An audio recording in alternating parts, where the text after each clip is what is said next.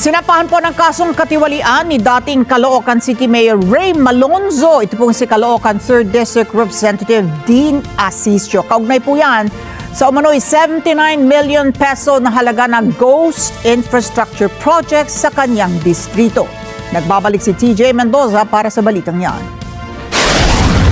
Muling nakaladkad ang pangalan ni Caloocan 3rd District Representative Dean Asisio sa isyu ng maanumalyang proyekto kontra baha at mga infrastructure projects ng gobyerno.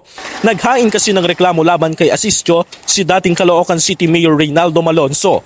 Alegasyon ng dating alkalde, may kinalaman si Asisio sa mga ghost infra projects sa Caloocan. Malinaw para kay Malonzo ang pananagutan ni Asisio, lalo pat nasa distrito nito ang mga naturang proyekto. Ang halaga ng kabuuan ng mga ghost infra projects aabot raw sa higit 79 million pesos. Hindi lang yung distrito ni Dean Asisio, pati yung doon kay Oka, pati doon sa distrito ni Egay, at pati yung mga dati pang mga naging congressman.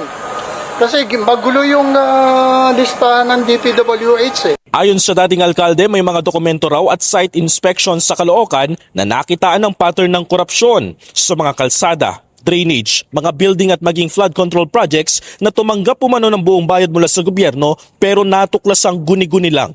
Posibleng maharap si Congressman Asisio sa reklamong paglabag sa Anti-Graft and Corrupt Practices Act, malversation of public funds, falsification of public documents through fabricated accomplishment, manipulated photos, and gross overpricing.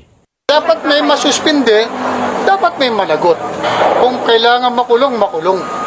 Di ba?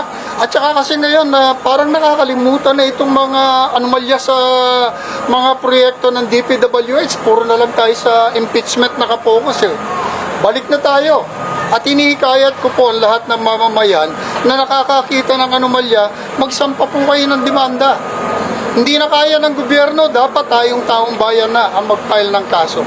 Bukod kay Asisio, nirereklamo rin ni former Mayor Alonzo ang ilang DPWH officials at mga kontraktor na kumubra sa proyekto.